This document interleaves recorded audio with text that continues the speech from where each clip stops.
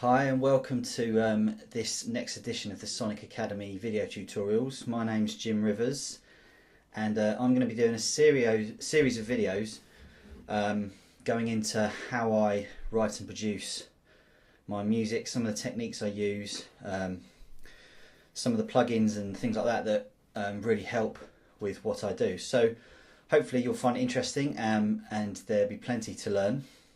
I'm going to be using two programs, Logic and Ableton, and the way that I work is I have Ableton rewired into Logic. So I'll start off by just very quickly showing you how you do that. Now basically all rewire means is that in simplest terms, Ableton runs off of the MIDI clock of Logic, so everything stays in sync, but Logic is the kind of the master program, if you like. So the important thing to remember when rewiring is that you always open Logic first and then you open Ableton afterwards. Now I've already got these open to save some time, but I'll show you how you set up how you rewire them together. So if you open up your mixer pane, scroll along, I've already got mine set up here, but what you would do is you go to Options, Create New Auxiliary Channel Strips.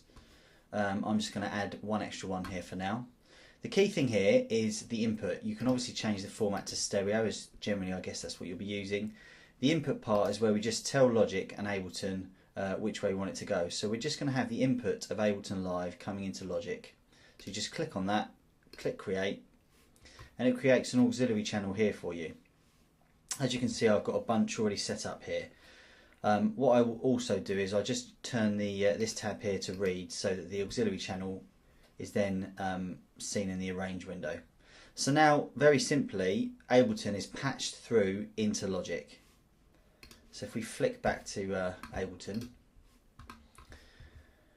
now some of the more basic stuff about Ableton and Logic, you can find out much more beginner stuff on the Sonic Academy website. So if there's things that I'm doing that you're not sure about, then maybe check out one of those other videos, because I don't need to go into all the real simple stuff. But basically, Ableton is now synced up with Logic.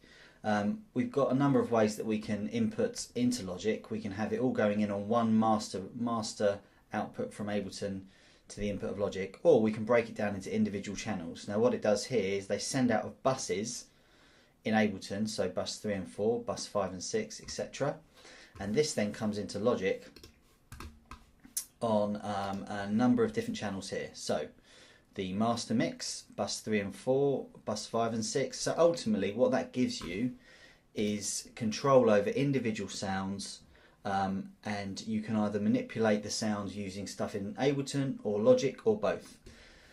So using these two programs together is a big part of how I now create my music. So let's get cracking and I'll show you what I'm going to do. So first of all, what I've put in straight away is just a simple kick drum.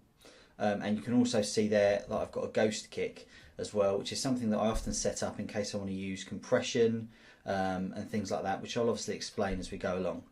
So I always look for a nice, crisp, decent starting point for a kick drum. Nice and fat, nice and sort of round sounding kick drum.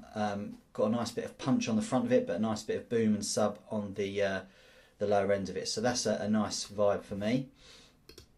If I flick across into Ableton, you can see already here that I've got a few things knocked in. Now this track that I'm going to be showing you is a track I did a little while ago. I decided to break it down and bring it back to how I started it, and then build it up so you can see what I did. So some of the settings and things are already kind of partially set up, but that's good for this video because it saves me mucking around with all that sort of rubbish.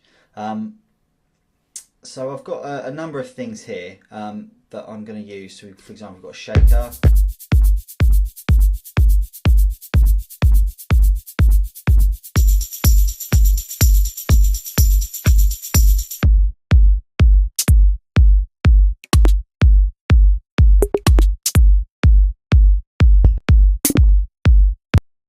A few different parts there.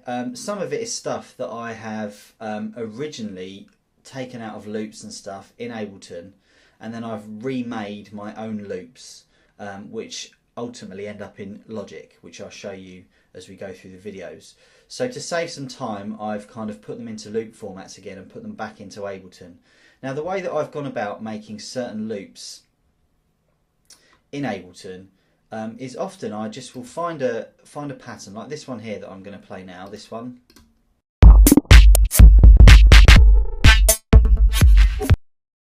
There's a lot of bass going on there. Let me just put a low cut on the kick just so we can hear what we're doing a little bit. There we go. Flick back into Ableton.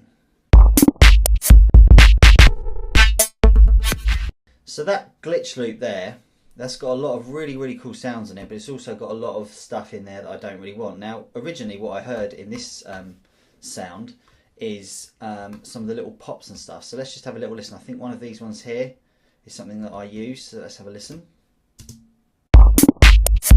Yeah, this bit here. What I'm going to do is I'm just going to highlight this individual sound by using the envelope. Now this is a tool I use loads in Ableton. Just a really simple way to just cut and splice out chunks of loops. Like this.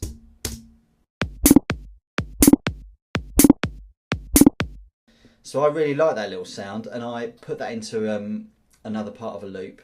I also liked other parts of this sound, and basically what I go about doing is I will dissect different parts from different loops or sound sources, whether it's loops that you buy from Loopmasters, for example, whether it's stuff I've taken off of vinyl, whether it's stuff that I've gone out and used with my field recorder, but often I'll put them into Ableton because the power of Ableton is its ability to kind of manipulate and be creative with that kind of thing, and I love it for that.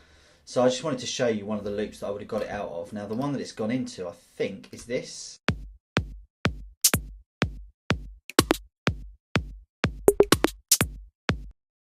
Maybe not, this one.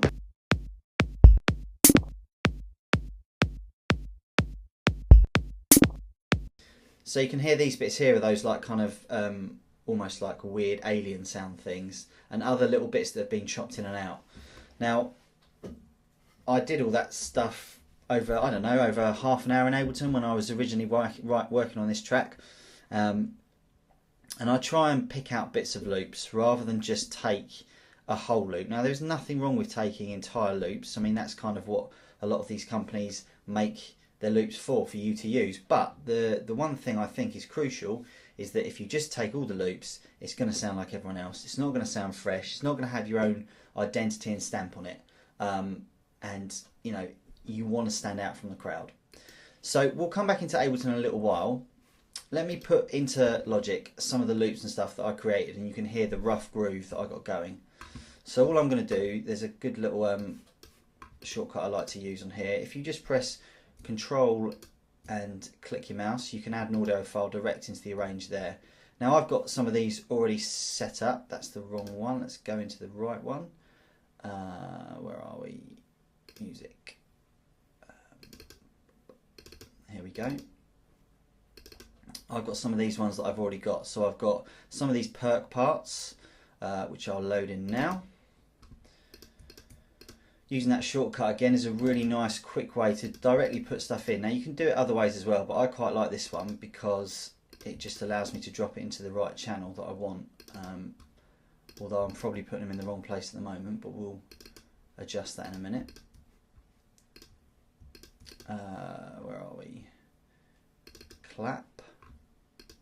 And another clap.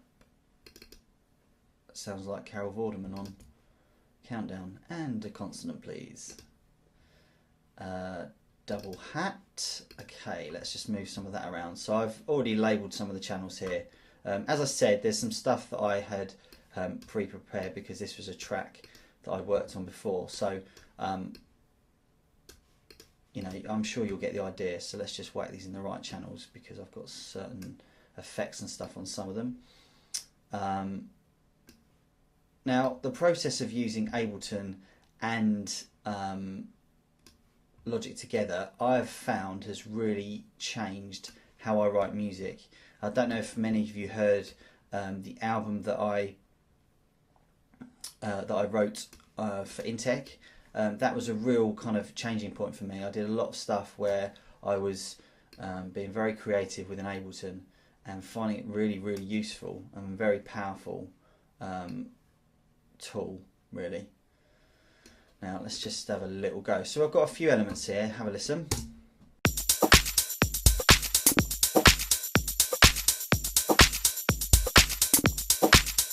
Drop the kick back in.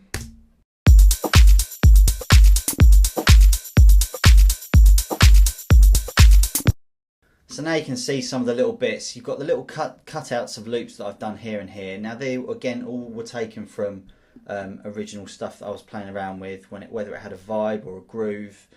It was all that kind of thing. So I've got my elements that I'm going to start building the track on here. I will go into, very briefly, start to go into some of the ways that I manipulate those sounds, some of the ways that I like to affect and develop my drums, and I'll start to show you how I added some of the melodic stuff and the vibes to the rest of the track. So check back for my next video where we'll take this track on to the next stage. Until then, I've been Jim Rivers and this is Sonic Academy. Thanks a lot.